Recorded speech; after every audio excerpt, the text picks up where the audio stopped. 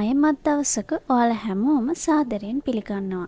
අදත් අපි කතා කරන්න යන්නේ ටිකක් විතර ඔලුවක කියන ඒත් එක්කම හරිම වැදගත් සමහර විට වගේ පසුම්බියටත් සෑහෙන්න බලපාන මාතෘකාවක් ගැන. හිතන්නකෝ ඔයා පාඩුවේ ඔයාගේ වාහනේ එලවගෙන යනවා. සමහර විට පොඩි සින්දුවක් දාගෙන ෆීල් එකේ ඉන්නේ. එක පාරටම මොකක්දෝ අමුතු සද්දයක් ඇහෙනවා. කිරි කිරි ගොර ගොර නැත්තම් ටොක් ටොක්. සමහර වෙලාවට ඒ සද්ද එන්නේ හරියට අර හොල්මන් ෆිල්ම් එකක වගේ අద్භූත දර්ශනයක් එන්න කලින් එන සද්දයක් වගේ. එහෙමත් නැත්නම් ඔයාගේ වාහනේ ඔයාට රහසින් මොකක් හරි කියන්න හදනවා වගේ. මචං මට පොඩි අවුලක් තියෙනවා පොඩ්ඩක් බලන්නකෝ කියලා වගේ. සමහර වෙලාවට රේඩියෝ එකේ සද්දෙත් වැඩි කරගෙන ඕක අමතක කරලා දාන්න හිතනවා නේද?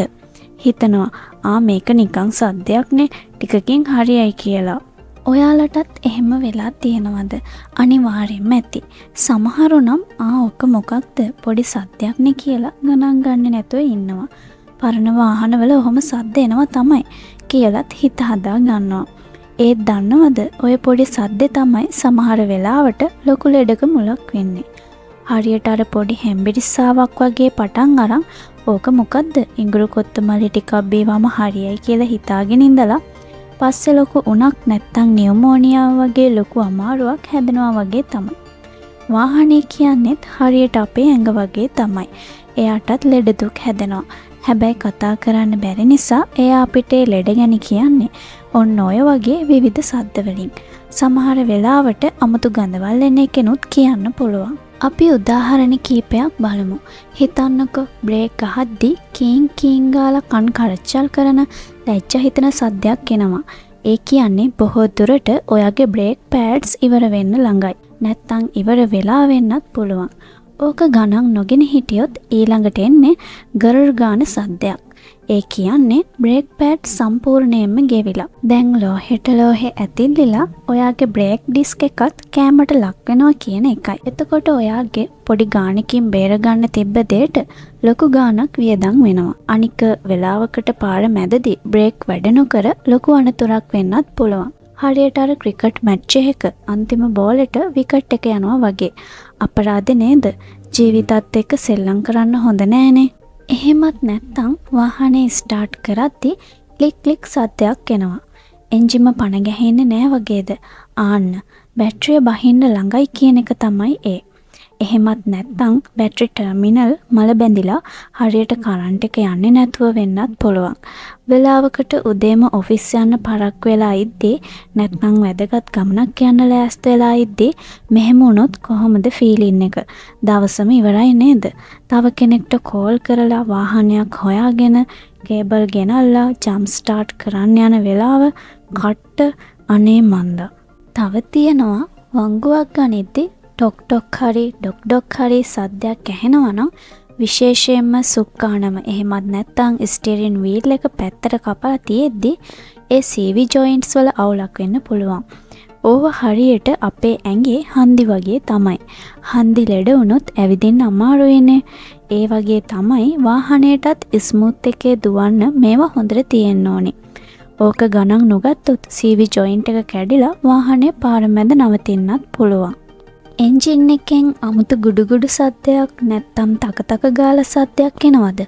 ඒකේ එන්ජින් ඔයිල් මදිකමට එහෙමත් නැත්තම් එන්ජින් එක ඇතුලේ තියෙන ලොකු ලෙඩක ලකුණක් වෙන්න පුළුවන්.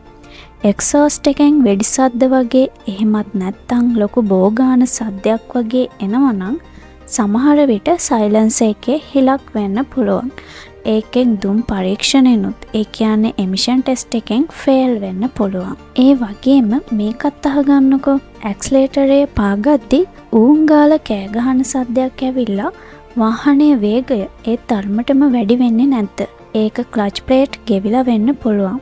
එහෙමත් නැත්තම් ඔටෝ ජියර් වාහනයක නම් ජියර් බොක්ස් එකේ ප්‍රශ්නයක් වෙන්නත් පුළුවන්. ඒ වගේම වාහනේ යටින් ගොරගොර ගාන සද්දයක් ඇවිත් වාහනේ පොඩ්ඩක් වයිබ්‍රේට් වෙනවා වගේ දැනෙනවා නම් ඒ වීල් බෙයාරින් එකක් යන්න ළඟ බවට ලකුණක් වෙන්නත් පුළුවන්. ඕකත් අතෑරලා දැම්මොත් රෝදයක් හිර වෙලා අනතුරක් වෙන්නත් බැරි නෑ. ඉතින් ඇයි අපි මේ පොඩි සද්ද ගණන් නොගෙන ඉන්නේ? එකක් තමයි දැන් කවුද මේකට වෙලාව හොයන්නේ සල්ලි වියදම් කරන්නේ කියන කම්මැලිකම. අද නම් බෑ හෙට බලමු කිය කල් දානවා. අනික තමයි ඕක හරියයි පොඩි සද්දයක්නේ කියන බොරු ආත්ම විශ්වාසය. එහෙමත් නැත්තම් මේක ලොකු ලෙඩක් වෙන්නේ නැති. බිල නම් ලොකු ගාණක් ඒවි කියන බය. සමහරුන්ට වාහන ගැන ලොකු දැනුමක් නැති නිසා ඒ සද්ද මොකක්ද ඒකෙන් වෙන්න පුළුවන් හානිය මොකක්ද කියලා තේරෙන්නේ නැහැ. ඒත් යාළුවනේ ඔය පොඩි සද්දේ ලොකු ප්‍රශ්නයක් වෙලා වාහනේ පාර මැද නැවතුනොත් එදාට කන්න වෙන චාටර් එක ගැන හිතුවද? එතකොට අර පොඩි ගානකින් බේරගන්න තිබ්බ දෙයට ලොකු ගාණක් වියදම් කරන්නත් වෙනවා. හරියට අර දත් කැක්කුමක් එද්දී දොස්තර ගාවට නොගිහින් ඉඳලා අන්තිමට දත ගලවන්නම වෙනවා වගේ තමයි. එතකොට සාක්කුවටත් පාඩුයි කාලයත් අපතේ. අනවශ්‍ය කරදරත් ගොඩයි. මේ වගේ සද්ද ඇහෙද්දී හරියට අපේ ඇඟේ මොකක් හරි අමාරුවක් දැනෙද්දී අපි දොස්තර කෙනෙක් ගාවට යනවා වගේ තමයි වාහනේ දොස්තර කෙනෙක්. ඒ කියන්නේ හොඳ පළපුරුදු විශ්වාසවන්ත කාර්මිකයෙක්. එහෙමත් නැත්නම් මිකෑනික් කෙනෙක් ගාවට අරන් යන එක තමයි නුවණට හුරු. හොඳ බාස් කෙනෙක් හොයාගන්න එකත් හරියට හොඳ ජීවන සහකරුවෙක් හෝ සහකාරියක් හොයාගන්නවා වගේ තමයි. ටිකක් හොයන්න ඕනේ. විශ්වාසය තියෙන්න ඕනේ. යාළුවන්ගෙන් නෑදෑයින්ගෙන් අහලා බලන්න හොඳ තැන් ගැන. සමහර පොඩි දේවල් නම් අපිට YouTube බලලා කරගන්න පුළුවන් වුණත් හැම සද්දයකටම YouTube එකෙන් උත්තර හොයන්න ගිහින් අමාරුවේ වැටෙන්න පුළුවන්. විශේෂයෙන්ම එන්ජින් එකෙන් ගියර්බොක්ස් එකෙන් එන සද්ද නම් සෙල්ලම් නෑ. ඒවා හරියට හඳුනා ගන්න පළපුරුද්ද ඕනේ. ඔයාම අලුත් වැඩියක් කරන්න ගිහින් පොඩි ලෙඩෙල් ලොකු කරගන්නත් පුළුවන්.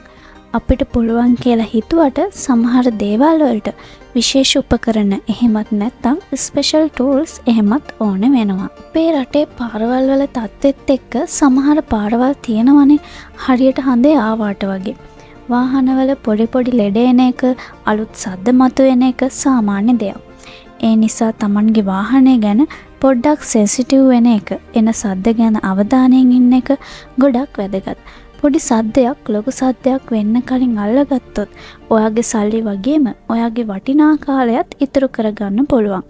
ඒ විතරක් නෙවෙයි ඔයාගේ වගේම ඔයාගේ පවුලේ අයගේ ඒ වගේම පාරේ යන අනිත් අයගේ ආරක්ෂාවත් තහවුරු වෙනවා. ඒ වගේම નિયમિત කාලයට සර්විස් කරන එක, එන්ජින් ඔයිල්, ෆිල්ටර් වගේ දේවල් මාරු කරන එකත් මේ වගේ ලෙඩ එන එක අඩු කරගන්න ලොකු උදව්වක්. ඉතින් අද ඉඳලවත් ඔයාගේ වාහනෙන් එන අමුතු සද්දයක් ඇහුනොත් ඒක සැහැල්ලුවට ගන්න එපා.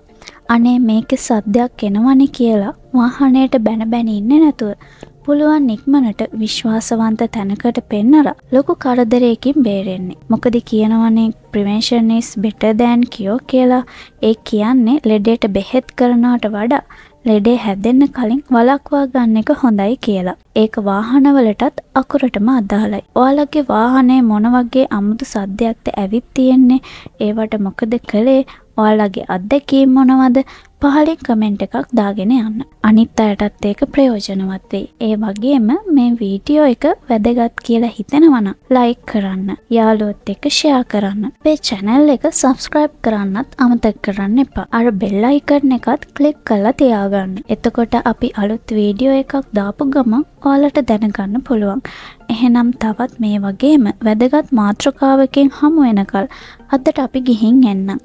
හැමෝම පරිස්සමින් ඉන්න. සුබ දවසක්.